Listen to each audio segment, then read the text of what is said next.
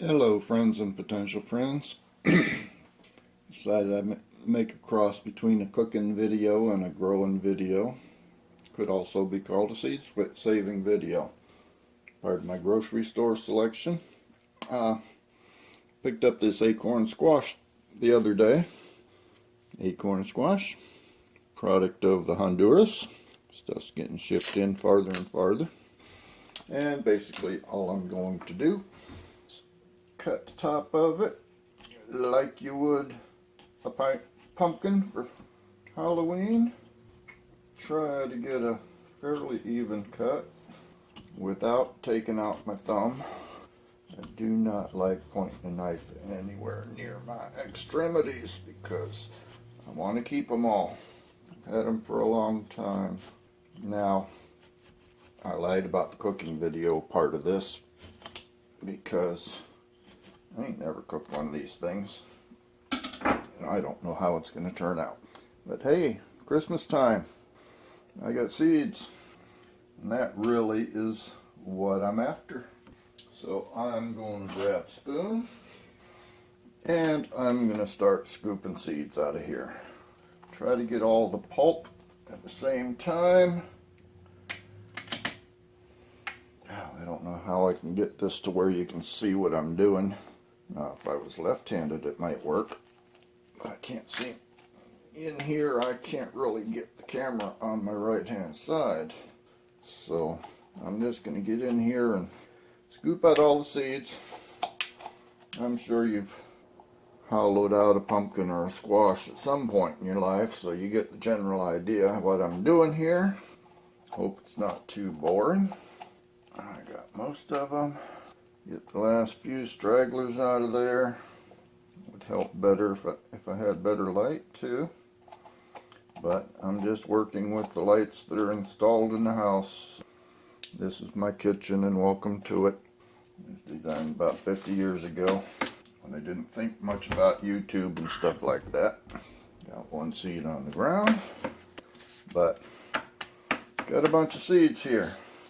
Basically, I'm going to go through and separate out the seeds from the pulp as much as I can. I could probably rinse them or something like that. Get them off that way. I don't know. Haven't actually even watched any videos on saving pumpkin or squash seeds because really what is there to it? I'm sure there's some magic here that I'm not using. But then again, I don't always know what I'm doing. And I don't always let that stop me. Though sometimes I probably should. But, so, this is fun. I'm going to go through and separate out as many of these seeds as I can. Get as much of the pulp off of them as I can. And then I'm going to let them dry. While I let them dry, go out in the backyard and build another raised bed for them. I figure I'll make about a 4x4 bed, put 5 or 6 plants in it, and I'll position it so that they've got a lot of room around the bed so that they can spread out if they choose to.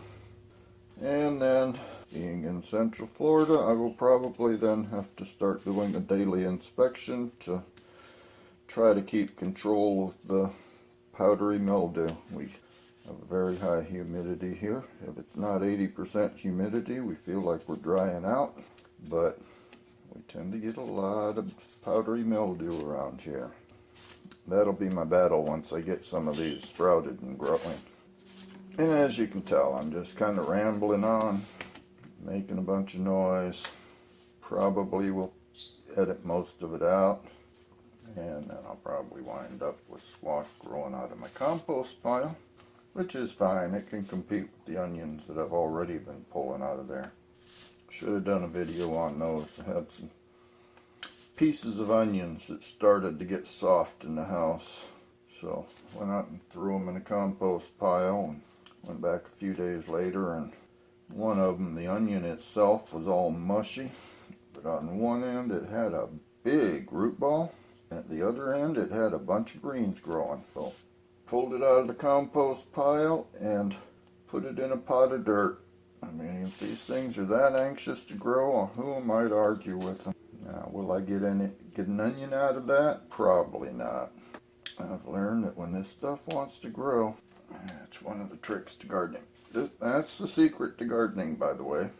You got to work with Mother Nature. When Mother Nature gives you a curveball, you got to work with it and figure out how to deal with it. Yeah, I'm going to rinse them off. Then I'm just going to spread them out on the plate. Might put a paper towel under them and set them off to dry. Then I'm going to start working on that guy. Decide how I'm going to cook it. I know it's going to go in the oven at 350 degrees. I don't add it in the compost pile. And you don't need to sit and stare at that for any longer. Like I said, I'm going to rinse them off a little bit, try to get the last of the slime off of there. And then I'm going to set them aside and let them dry out for probably a couple weeks at least. And then I'm going to plant a few and see if I can get them to germinate.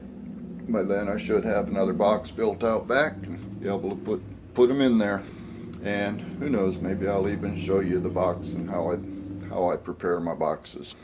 Special treat here in Florida, because you dig anywhere here, what you're going to hit is sand. This is a sandbar. Reminds me, I have to thank my friends up in Georgia and Alabama for giving us some place to hang our sandbar to. We shall see what happens. I'll keep you informed.